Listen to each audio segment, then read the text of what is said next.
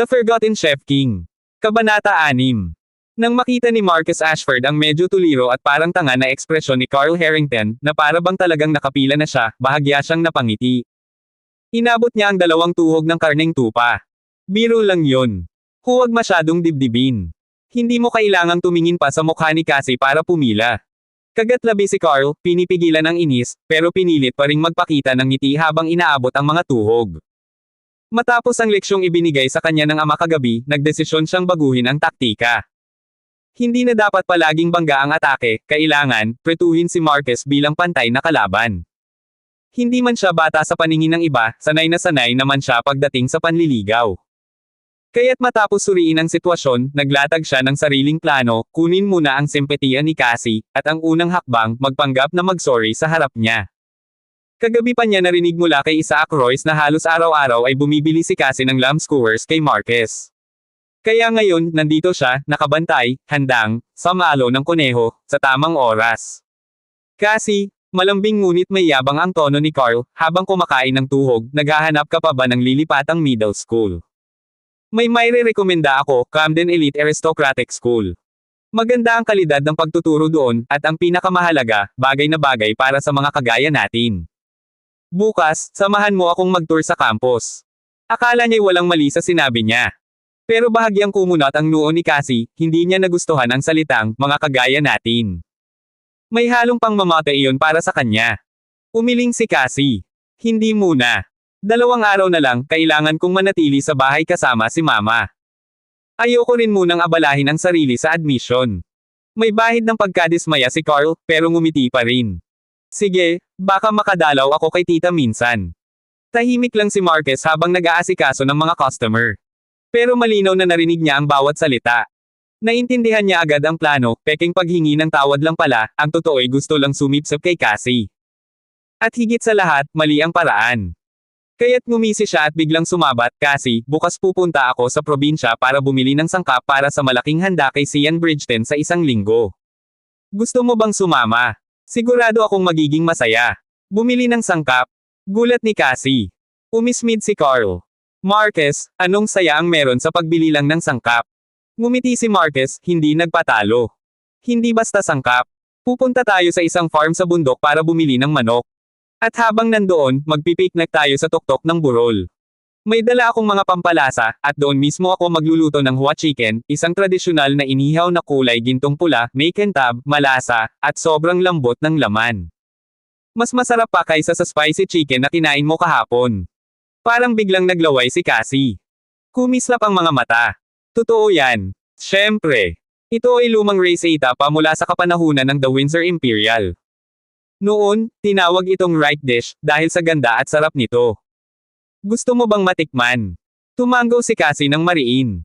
Gusto. Halos nakalimutan na niya ang dahilan kung bakit siya tumanggi kay Carl kanina, halatang palusot lang pala yun. Magandang umaga tayo bukas, sabi ni Marcus na may bahid ng panalo sa ngiti, sabay sulyap kay Carl. Para bang sinasabi, ganyan dapat mangaya ng babae. Namula sa inis si Carl. Sigurado siyang babawi ngayong gabi, pero ilang salita lang ni Marcus, tinalo na siya. Bakit hindi niya naisip na gamit ang pagkain mahuhuli ang interes ni Cassie? Pagkatapos, nag-usap sina Cassie at Marcus tungkol sa oras at lugar ng pagkikita kina Edwin Harper bukas. Masaya itong umalis, may bitbit na pananabik. Pagkaalis ni Cassie, tumalim ang tingin ni Carl kay Marcus. Binagsak niya sa lupa ang hawak na tuhog. Hindi ako magpapatalo sayo. Umismid lang si Marcus. Labanan ng wala pang 5 puntos sa laban. Walang thrill. Brother, 2 tuhog yan, $4. At dahil pinone ka sa pila, may service charge na 76. ₱100 lahat, pakisettle muna bago ka magyabang. Halos mabilawkan si Carl. Pagsapit ng 11:00 ng gabi, nag-uwian na ang mga tao sa night market. Habang nag-aayos, seryosong nagtanong si Connor Edwards, Brother, naisip ko lang, bakit lamlang ang iniihaw natin? Hindi ba pwedeng patibaka, isda, hipon, alimango, o kahit gulay? Napangiti si Marcus. Ayos yan ah. Tama ka, kapag may sapat na puhunan, pwede nating palawakin.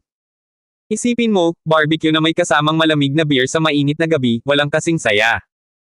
Tumanggaw si Connor, mas maliwanag pa sa ilaw ng night market ang mga mata. Hindi ko akalaing may plano ka na pala. Gagawin nating top-notch to. Dahan-dahan lang. Ayusin muna natin itong lamb skewers. Kapag lumago, saka tayo mag-level up. Alam ni Marquez na wala pang nakakaisip ng ganitong style ng barbecue sa panahong ito. Kapag naging uso, siguradong papatok. Hindi kita bibiguin, brother. Sagot ni Connor na may paghanga. Kinabukasan, maagang nagising si Marquez. Dumiretso sa banyo, naligo, at nagayos. Karaniwan ay simple lang siya, basta malinis. Pero ngayon, iba ang dating. Unang date kay Cassie. Kahit alam niyang pagkain lang ang habol ng babaeng iyon, hindi niya palalampasan ang pagkakataong maglapit ang loob nila. Pinili niya ang pinakamagandang damit mula sa bowl. Paglabas niya ng banyo, halos mangganga si Cyril Clark sa gulat. Kuya, may blind date ka ba ngayon? Napakamot si Marquez. Ano bang pinagsasasabi mo? Sabay batok ng mahina sa kapatid. Lumabas din si Jenny mula sa kwarto, may ngiting puno ng biro. Kuya, may date ka no? Namula ang pisngi ni Marquez.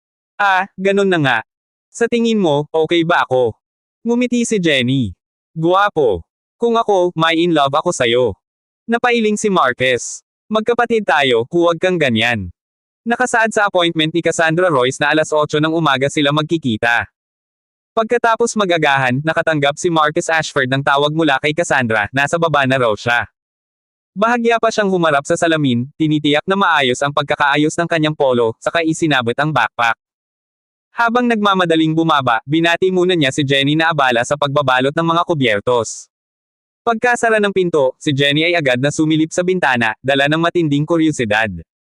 At doon niya nakita ang isang mamahaling kotse na dumating, si Garrett Stone ang nagmamaneho. Bumukas ang pinto, at bumaba roon si Cassandra na naka-casual dress. Mahaba at matangkad ang tindig nito, ang ganda at karisma ay parang mula sa isang glossy magazine. Hindi niya alam kung bakit, pero kusa niyang ikinumpara ang sarili niya dito, at mabilis ding umiling. Ano ba naman tong iniisip ko? Babae ito ng kapatid ko. Pero hindi niya may kakaila, maganda, kaakit-akit, at may dating. Bagay na bagay kay Marquez. Bago pa siya tuluyang makapag-isip, nakarinig siya ng kalabog mula sa kwarto. Mabilis siyang kumatok. Say! Ano yung ginagawa mo? Wala. Wala to, sagot ng bata, halatang kinakabahan. Binuksan ni Jenny ang pinto at nadatnan si Cyril Clark na nagmamadaling isinisiksik ang kung anong bagay sa kanyang carton school bag. Sa pagmamadali nito, nahulog ang pencil case kaya pala may tunog kanina. Ano yung nilalagay mo sa bag mo? Tanong ni Jenny, nanlilisik ang mata sa kuryosidad. Sandaling natanong niya ang parang gift box. Wala nga, regalo to sa teacher ko. Birthday niya kasi, palusot ni Cyril, mahigpit na niyayakap ang bag. Napataas ang kilay ni Jenny. Kilala niya si Cyril, mas paborito nitong asarin ang guro kaysa regaluhan. Pero imbes na magtanong pa, tinulungan na lang niyang ibalik ang pencil case sa bag. Tere na. Nasa baba na ang babaeng ide-date ni Kuya. Talaga. Maganda ba?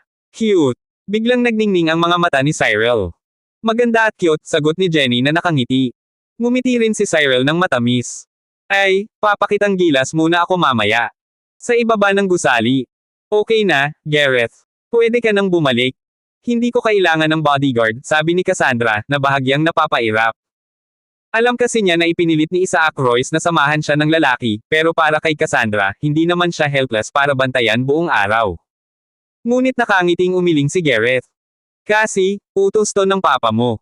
Paano kung may mangyaring masama? Ang owa mo naman. May mangyayari ba sa simpleng pagpunta sa farm? Sige, kahit magkadelikado, ako ang magpoprotekta sa kanya, sabat ni Marquez. Naiinis na rin siya sa sobrang pag-aalala ni Gareth, hindi naman ito pelikula o teleserye na laging may mga ambush. Bukod pa roon, unang pagkakataon niyang makasama si Cassandra nang sila lang. Sino ba namang may gustong may kasamang ilaw bumbilya? Napabuntong hininga si Gareth at tumango na lang. Sige. Basta, Cassie, kapag may nangyari, tawagan mo agad ako. Oo na, sagot ni Cassandra bago niya bahagyang itinulak si Gareth papasok sa kotse. Katatapos lang umalis ng sasakyan nang bumaba sina Jenny at Cyril. Tumakbo si Cyril palapit sa kanila, at walang kabog-abog na ngumiti kay Cassandra. Ate, ang ganda mo po. Mas maganda ka pa kaysa sa mga artista sa TV.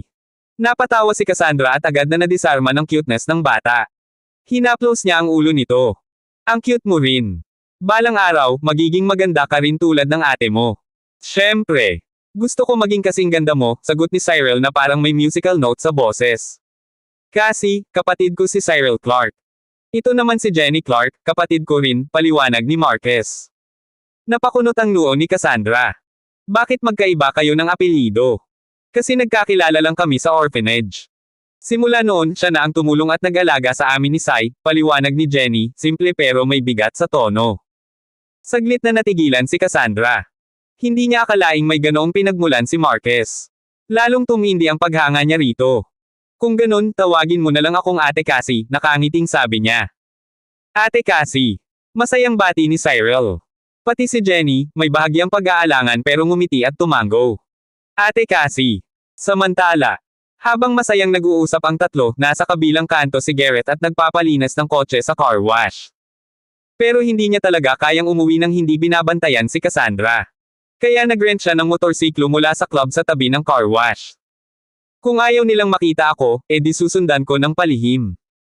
Pagkasakay niya at suot ang helmet, sakto namang may dumaan sa harap niya, si Carl Harrington, sakay ng mamahaling sports car. Agad na kumislot ang mata ni Gareth. Sa loob ng compound, kakapalang magpapaalam sana si Cassandra kina Cyril at Jenny nang huminto sa tabi nila ang sasakyan ni Carl. Bumukas ang pinto at bumungad ang bahagyang gwapo pero mayabang na mukha nito. Cassie, Marquez, ako na maghahatid sa inyo sa chicken farm mamaya, sabi nito, parang wala nang tanong-tanong. Napakunot ang noo ni Marquez. Anong ginagawa mo dito? Para kay Cassie rin to, sagot ni Carl, sabay tapik sa bubong ng kanyang kotse. Mahigit 100 milya ang layo nun. Sa bus kayo sasakay. Hayaan mo ba si Cassie na magtiis ng ganong hirap? At sa ilalim ng kanyang malamig na tingin, nagsimula ng sumangaw ang tensyon sa hangin. Nadinig kagabi ni Carl Harrington na pupunta sina Cassandra Royce at Marcus Ashford sa isang farm ng manok para mamili ng mga sangkap. Kaya naman maaga pa lang, dumating na siya, handa na namang manggulo. Medyo sumama ang loob ni Marcus nang makita ito, pero hindi niya ipinahalata. Sa halip, ngumiti lang siya at nagbiro. Masaya rin namang magbus at magmasid sa tanawin sa daan. Pero tandaan mo, Carl, iba ang kalsada sa probinsya, baka mabangga o magasgasan pa yung kotse mo. Ha! Kotse lang yan. Kung mawala, edi wala, sagot ni Carl na may halong yabang. Pagkatapos ay tumingin siya kay Cassandra. Cassie, ano sa tingin mo? Pumunta pa nga ako rito para tulungan si Chef Marquez. Ayoko sumakay sa kotse mo, mariing sagot ni Cassandra. Kita sa boses niya ang inis, parang ayaw niyang damaykit si Carl na parang pulot sa asukal. Mas gusto kong sumakay ng bus kasama si Marquez. Hindi pa ako nakakasubok bumiyahe ng malayo sa bus, siguradong exciting yun. Natahimik si Carl. Hindi niya inakalang mabibigo siya kahit dalapan niya ang kanyang mamahaling sasakyan. Tahimik lang na nakatayo sa gilid sina Jenny at Cyril. Ngunit kumikislap-kislap ang malalaking mata ni Cyril habang salit-salitang nakatingin sa kuya niya at kay Carl. Alam ng batang ito na sinasadya ni Carl na manggulo, at may bigla siyang naisip na kapilyuhan. Lumapit siya kay Carl, tumaas ang mukha, at sa pinakamatamis na tinig ay nagsabi. Kuya, ang pogi mo naman. Napatingin si Carl sa maliit na batang ito. Tahimik ito mula pa kanina, at medyo ikinagulat niya iyon. Hindi naman siya mahilig sa bata, pero aminin man niya o hindi, nakakatunaw ang ganitong kakyut na nilalang, lalo na't sinabihan pa siyang pogi. Totoo nga siguro to. Ang mga bata, hindi naman nagsisinungaling. Napangiti si Carl. Maganda ka rin. May regalo ako sa'yo, sabi ni Cyril habang may inosenteng kislap sa mata. Naglabas siya ng maliit na kahon mula sa kanyang bag at iniabot ito kay Carl gamit ang dalawang kamay. Napakunot ang noo ni Marquez. Hindi ba't sinabi ni Cyril kanina na para sa teacher niya yan? Bakit ngayon, biglang ibibigay kay Carl? Walang kaalam-alam si Carl sa nakahandang bitag. May halong tuwa at gulat sa kanyang mukha habang tinatanggap ang kahon. Ano to? Buksan mo para makita mo, pero ingat ka, tugon ni Cyril na may nakakapanuksong tono.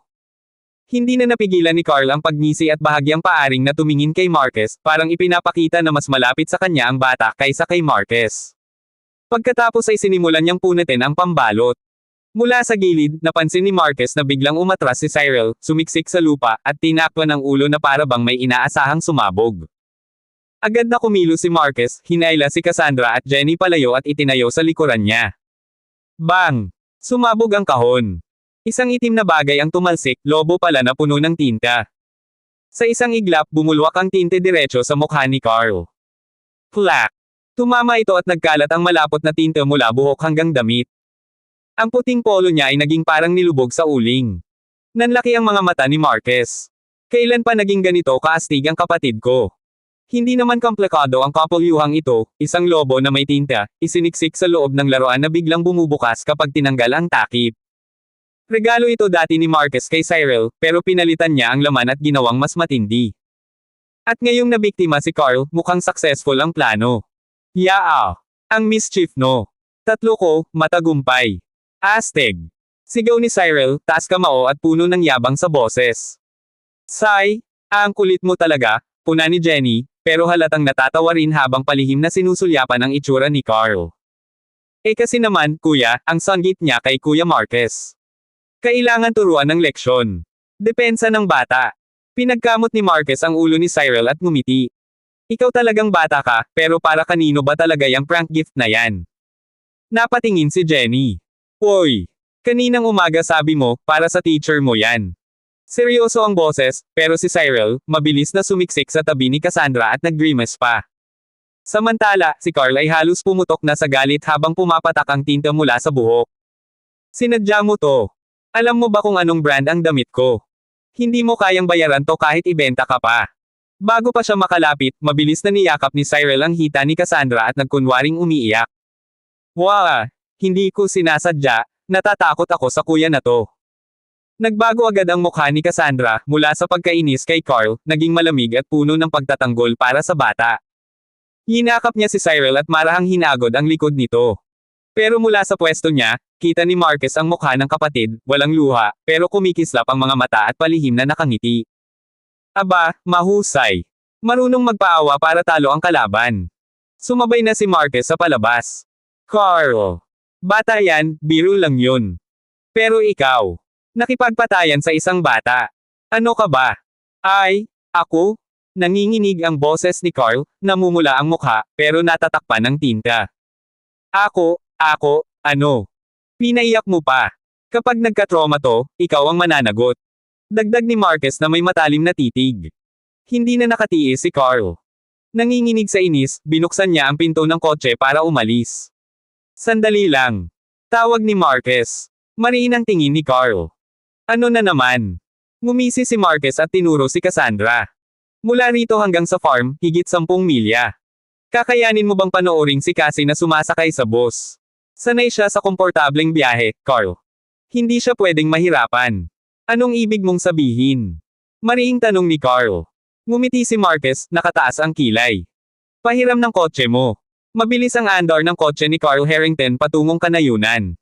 Sa loob, magkatabi sina Marcus Ashford at Cassandra Royce, kanina lang ay ipinahiram ni Carl ang kotse kay Marcus, habang siya naman ay naglakad pa uwi para sumakay ng bus. Halata ang pagsisikap ni Carl na magpakitang gilas kay Cassandra, ngunit tila wala itong masyadong epekto sa dalaga. Hindi pa rin mawala sa isip ni Cassandra ang ginawa niya kay Cyril Clark kanina, isang inosente at napaka-sweet na bata. Para sa kanya, sobra na ang biro ni Carl. Imbes na magpatawa, muntik nang magpaiyak ng walang humpay sa bata. Hindi yun biro, iyon ay pang-iinsulto sa inosenteng damdamin ni Sai. Si Sai ay kawawa naman. Pwede ko ba siyang isama minsan sa isang tahimik na lakad pagkatapos mong magtrabaho? Malumanay na tanong ni Cassandra, halatang may malasakit sa magkapatid na babae ni Marquez, lalo na't alam niya ang pinagdaanan ng mga ito. Oo naman. Sa totoo lang, halos wala akong oras para sa kanila dahil sa trabaho. Malaking pasasalamat ko kung may papasyal mo sila, nakangiting tugon ni Marquez, ngunit lihim siyang natuwa sa isip. Hindi ko akalaing ganyan kagaling magkunwari si Sai kanina. Kailangan ko talagang ipaghanda siya ng isang espesyal na hapunan mamaya. Kaya't sa halip na magbus patungo sa chicken farm, ay nakasakay sila sa magarang sports car, isang bonus mula sa acting skills ni Cyril. Hawak ni Marquez ang manibela. Sa mundong ito, tulad din ng kanyang pinanggalingang mundo, maaaring kumuha ng lisensya sa edad na 16. Wala nga lang siyang lisensya, ngunit dahil patungo sila sa isang liblib na lugar na walang checkpoint, kampante siya. Bukod pa roon, may tiwala siya sa kanyang kakayahan sa pagmamaneho. Masayang tumitingin si Cassandra sa tanawin ng kabukiran. Nakangiti siya habang sinusulyapan ang paligid. Samantala, nakahanap ng pagkakataon si Marquez para magtanong, taga-Hackney ka dati, hindi ba? Bakit bigla kayong bumalik sa Camden City? Ah, kasi nagkasakit si Mama. Tubong Camden siya, kaya inilipat ni Papa ang sentro ng negosyo doon para mas maaligan siya. Bahagyang lungkot ang gumuhit sa mukha ni Cassandra, halatang mabigat ang lagay ng ina. Malaki siguro ang pagmamahal ng papa mo sa mama mo, sabi ni Marquez. Sa antas ng negosyo ni Isaac Royce, malaking sakripisyo iyon. Ngumiti si Cassandra, oo, mahal na mahal siya ni Papa. Balang araw, gusto ko ring makahanap ng lalaking ganun ang pagmamahal sa akin. Natigilan si Marquez. Makakahanap ka rin ng ganun, mahina niyang sabi. Napatingin si Cassandra sa bintana, tila iniiwas ang mga matang nagkukubli ng damdamin. Hindi na iyon pinalawig ni Marquez. Saka siya bumalik sa mas ligtas na usapan. Ano ba ang sakit ni mama mo? Marami akong alam na medicinal recipes. Baka makatulong ako. Natawa si Cassandra, bahagyang naglalaro ang tingin sa mga mata. Malay mo nga, pero hindi ko muna sasabihin. Tingnan muna natin kung paano ka magpe-perform sa susunod. Napakunot ang noo ni Marquez. Ano kayang ibig niyang sabihin? Sa tulong ng kotse ni Carl, nakarating sila sa destinasyon sa loob ng 10 minuto, imbes na kalahating oras kung boss. Ang Primrose Hill Chicken Farm ay nasa paanan ng Primrose Hill, isang mabundok na lugar na nababakuran at puno ng malayang nanginginain ng mga manok. Ang ganitong free-range setup ay uso ngayon sa buong bansa. Pagbaba nila, sinalubong sila ni Damian Brown, ang may-ari ng farm, payat, medyo may edad, at may pilit na ngiti sa labi. Nang makita niyang isang binatilyo lang si Marquez, bahagyang nagulat ito. 3 manok lang. Tanong nito, bahagyang may pagtataka.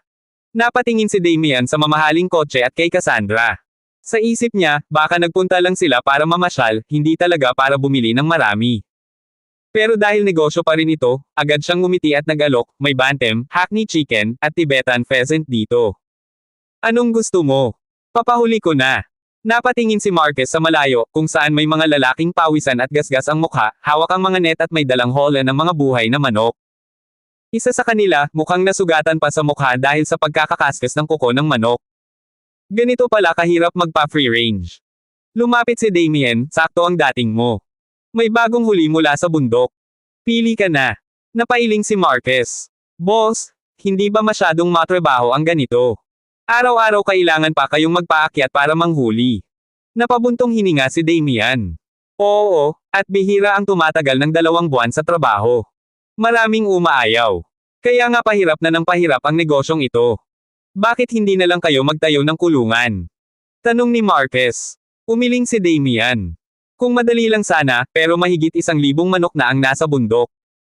Imposibleng mailagay lahat sa kulungan. Tahimik lang si Marquez. Alam niyang mula nang masira ang industriya ng livestock sa mundong ito, halos wala ng karanasan ang mga tao sa ganitong gawain. Ngunit habang pinagmamasdan niya ang kabundukan, sumagi sa isip niya. Baka kaya kung magsimula ng sarili kong chicken farm. Marquez. Nandun. Bilis, hulihin mo. Ayan, ayan. Ha! Sa tuktok ng Primrose Hill, masayang itinuturo ni Cassandra Royce kung saan tumakbo ang manok na kanilang hinahabol. May hawak siyang netbag, at tuwang-tuwa sa kanilang chicken hunt. Pero bago pa man niya namalayan, isang itim na Tibetan pheasant ang biglang kumari pa, at diretso pa ito sa direksyon niya. Maliit lang ang ibon pero napakabilis at napaka-agresibo. Nang mabwisit ito sa panggigipit ni Marquez, tila ba handa itong umatake. Napatili si Cassandra, napaatras, at agad na itinapon ang netbag. Napasubsob siya at instinktibong tinakpan ang ulo. Mabuti na lang, dumating si Marquez bago pa tuluyang sumugod ang ibon. Sa isang mabilis na galaw, nahuli niya ito gamit ang net. Nagpupumiglas pa rin ito sa loob, worry handang makawala anumang oras, kaya marahang tinapakan ni Marquez ang net para hindi makaalpas. Okay ka lang ba? Tanong niya, hingal pero may halong pag-aalala. Oo naman. Pero grabe, muntik na yon. Hawak-hawak ni Cassandra ang dibdib niya, halatang natakot, pero may ngiti pa rin sa labi. Salamat, ha. Sakto kang dumating. Wild na tong mga manok na to, mahigit 80 taon ng ganito. Hindi biro ang mahuli sila, paliwanag ni Marquez habang humihingal. Kanina pa siya nakikipagsabayan sa mga manghuhuli, pero nang marinig niyang may magandang target, siya mismo ang umakyat para hulihin. At higit sa lahat, para samahan si Cassandra. Hindi rin nag-isip ng husto si Damian Brown. Iniwan lang silang dalawa na mag-isa sa bundok. Lumuhad si Marquez at sinuri ang huli. Perfect. Bata pa to, malambot ang laman, tamang-tama para sa ulam na plano kong gawin. Anong lulutuin mo? Tanong ni Cassandra, halatang sabik. Chicken stew with mushrooms, nakangiting sagot ni Marquez. Paliwanag niya, simpleng putahe lang ito sa hilagang bahagi ng China, pero malasa at mataas ang nutritional value, isa pa, bagay na bagay daw sa espesyal na hapunan. Nagniningning ang mga mata ni Cassandra. Wow! Ang sarap pakinggan. Gusto ko yan. May isa pa akong ulam na gagawin para sa'yo ngayon, dagdag ni Marquez. Yung sinabi mo kahapon na, chicken. Agad niyang naalala. Oo, hua chicken ang tawag doon. Simple lang ang proseso pero sobrang sarap, lalo na kapag sa ganitong sitwasyon niluto. Maingat niyang ipinasok ang nahuling pheasant sa hola, kapiling ng 3 pang ordinaryong manok. Isa roon ang gagamitin niya para sa hua chicken.